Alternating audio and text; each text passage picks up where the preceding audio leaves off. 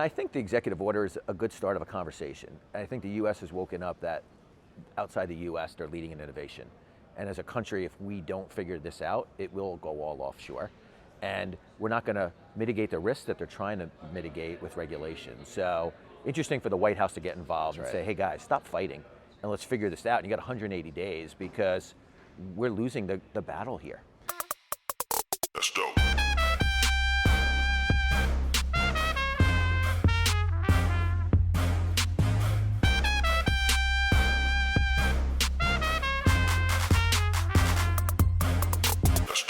This episode is sponsored by my good friends at Bullish. Stay tuned for more information on this amazing company later in the episode.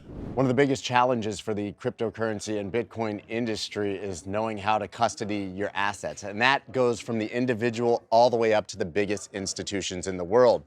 We have companies like BitGo that are custodying tens of billions of dollars worth of crypto assets for the biggest institutions in the world. But that requires a hell of a lot of regulatory clarity and thinking about what's likely to come in regulation. I sat down with Jeff Horowitz from BitGo and he broke it down for me. So you've been around the compliance game for a while. Yeah, yes. So I'm happy to talk about whatever you want to talk about. I give you about BitGo, my background, regulation, wherever you want to go. We're talking about it all now. All right, we're ready on? He's already on, and I just like to just start talking. Awesome. So, yeah, but like you've been doing compliance for a very long time, but not obviously only in crypto. Yep. Is this the absolute Wild West versus what you were doing before? It is the fastest I've ever had to move in my career. So I've been doing compliance for almost 30 years. Goldman Sachs, Citigroup, Pershing, which was the largest clearing broker dealer in the United States, owned by a bank in New York Mellon, and then got an opportunity to go to Coinbase and looked at the risks and the reward. And the risk was, well, if crypto fizzles, I go back to Wall Street.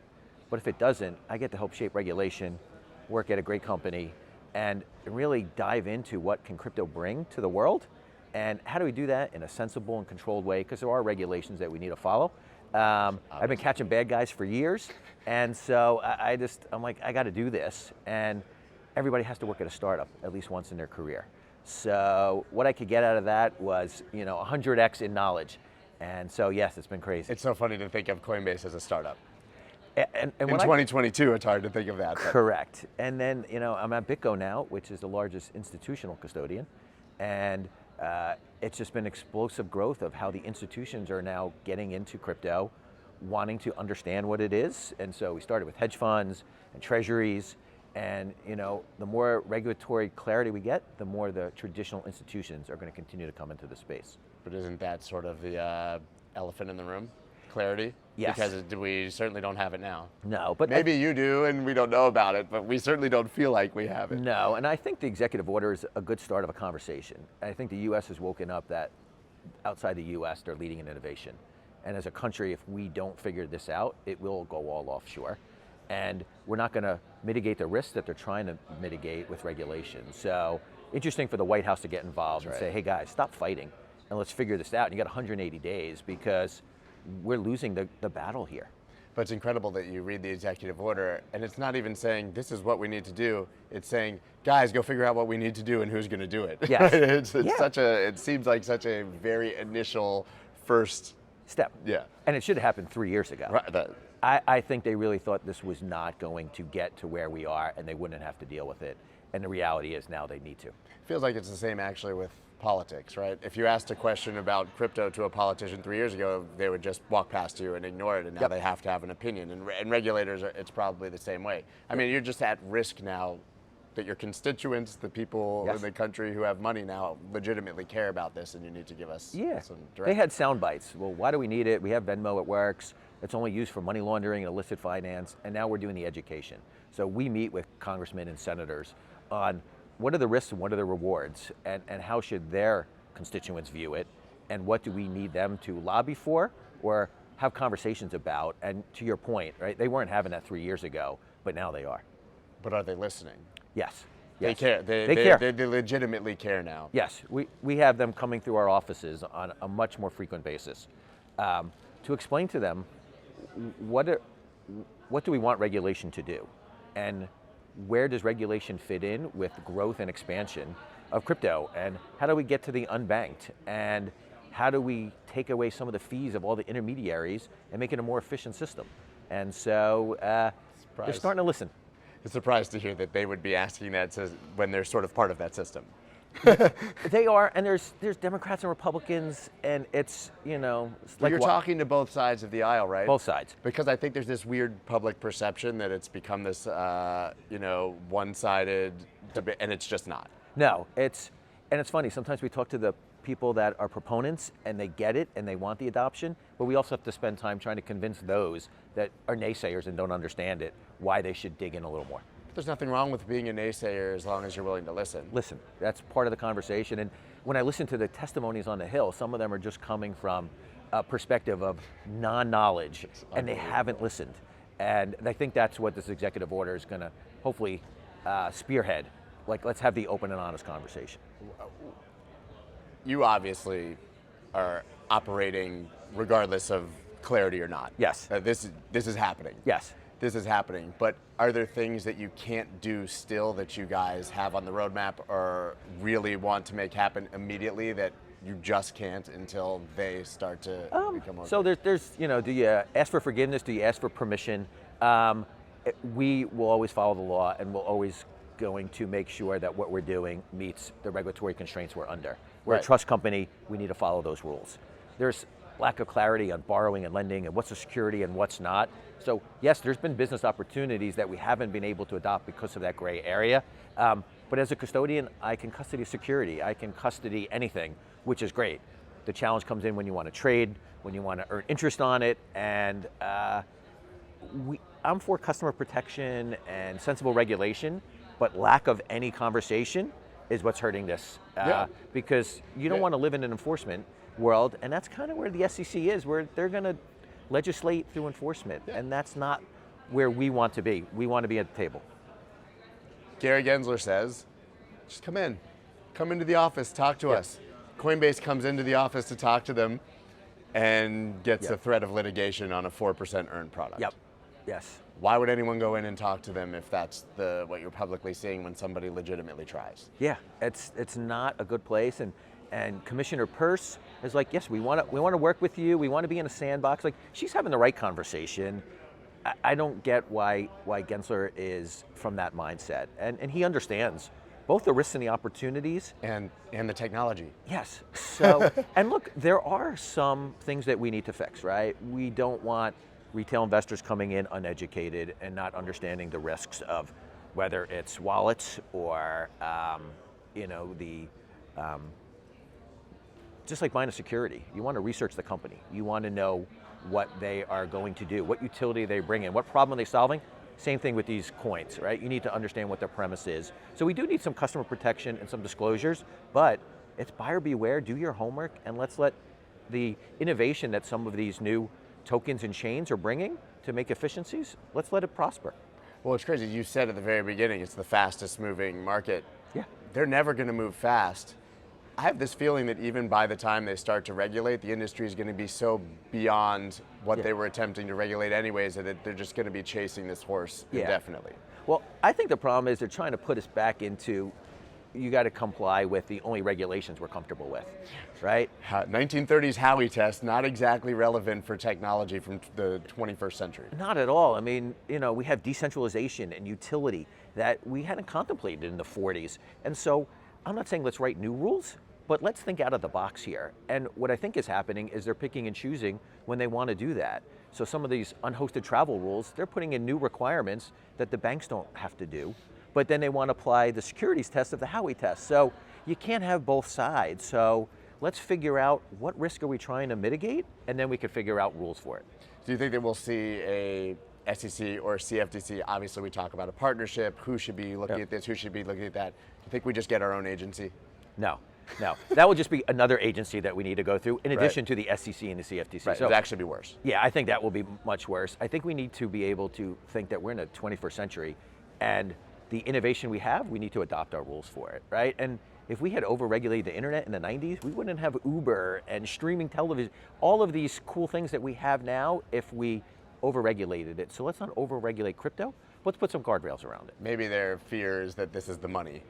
Right, the internet was the information, I just don't think they saw it coming. And now when you have the example of the internet and the proliferation of it through the 90s and 2000s, they're probably a little bit scared of where this could go. Look, the U.S. doesn't want to lose the dollar being the national global currency, right? So we're talking about what would a CBDC bring.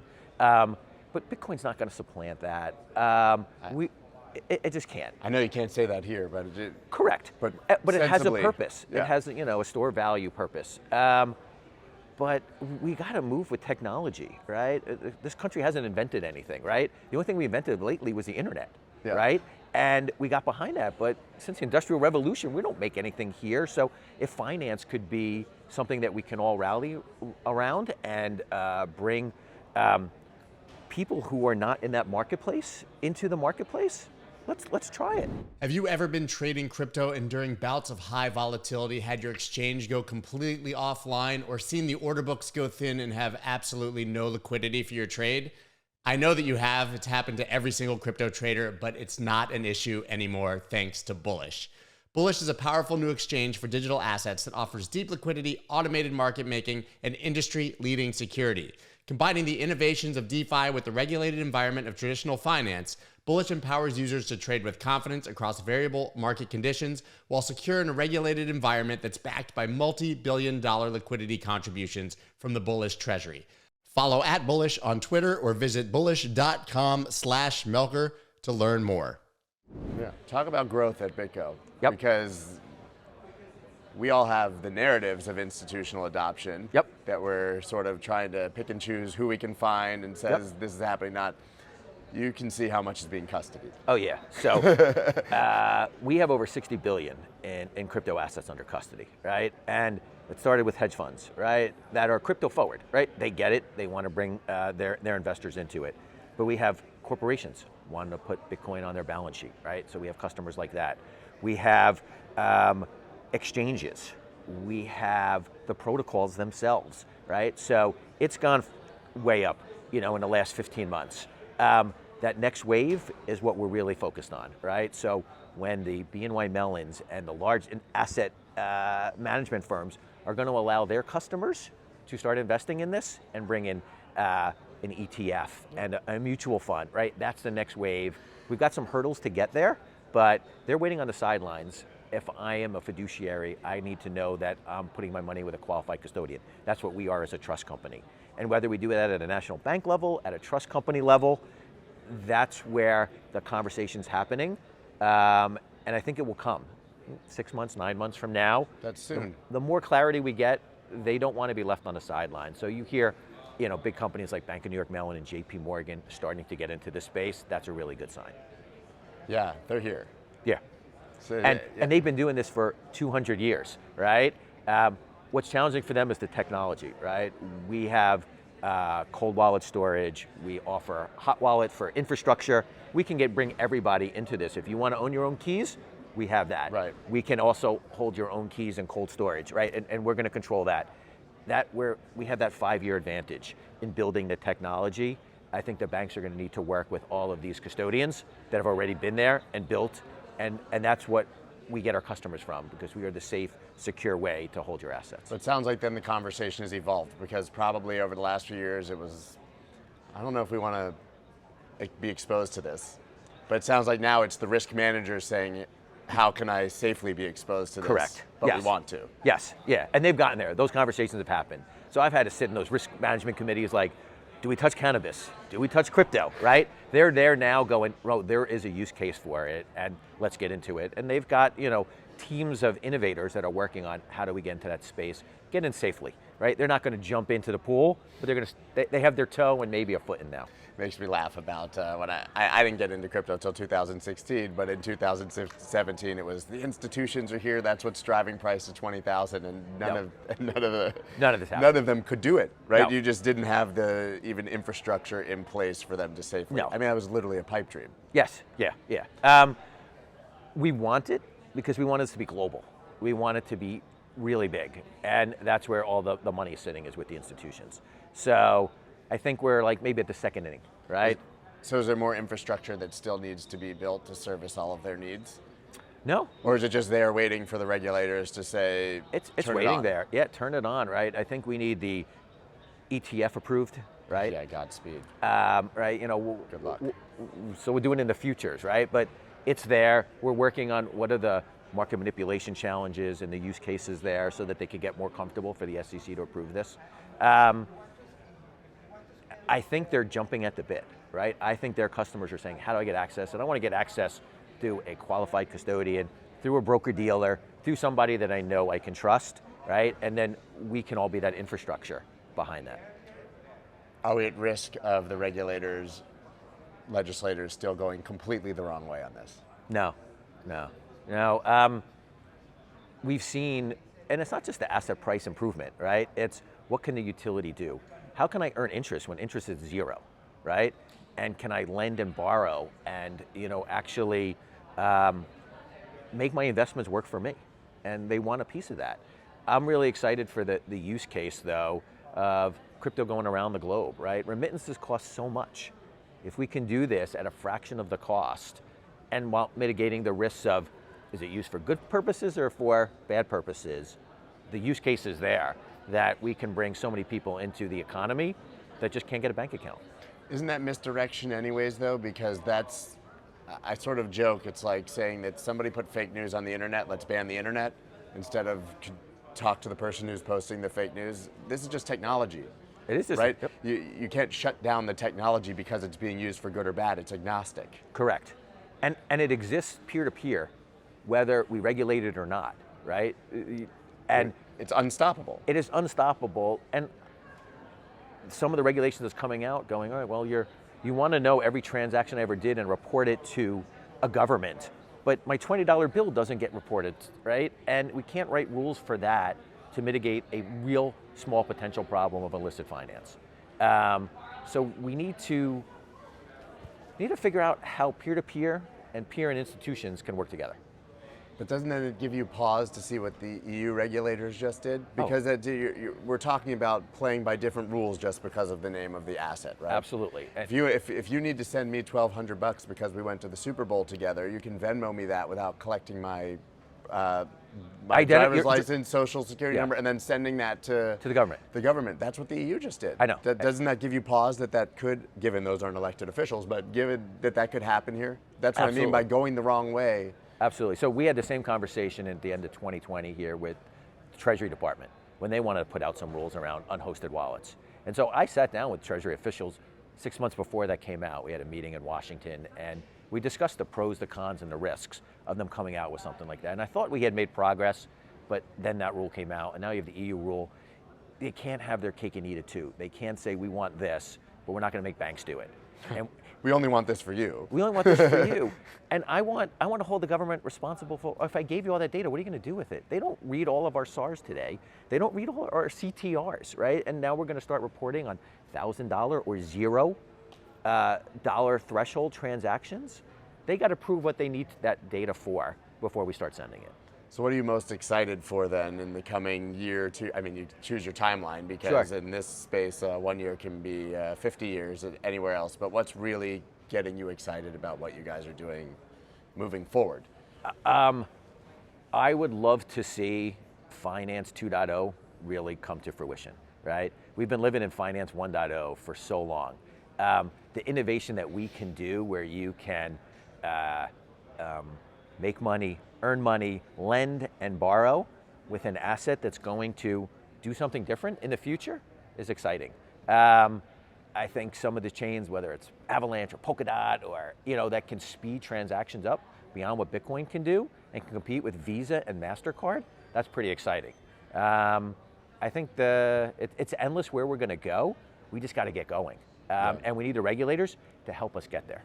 Well, I'm glad that we have people like you at least trying to make that happen. Where can everybody follow you, what you're doing after this conversation? On LinkedIn, I think at Jeff Horowitz. But reach out to BitGo. Like, we can custody safe, we can trade, we do prime brokerage, and we can do it out of cold storage, which is the safest way to do that. So any institutions who want to learn more about what our products and services, reach out to us at BitGo. Yeah, it's funny, we're at a place where being your own bank as an individual is really scary. Yes, yes. Maybe it's nice to have a trusted custodian actually to hold your Yeah, look, assets so you don't have to worry, so you can sleep at night. If I got billions, I want to trust it to somebody who's been there, done it, and helped build some of the security, multi-sig, one of the things we pioneered. So we'll leave the unhosted wallets, and you want to maintain it on your phone, to the retail investors. Awesome, man. Thank you so Scott, much. thanks for it. Appreciate it. Thank you so much for listening to this episode. If you haven't already left a rating or a review on Apple Podcasts or Spotify, please do that now. Spotify just added ratings, so please go ahead and click that 5-star. I'll see you guys next time.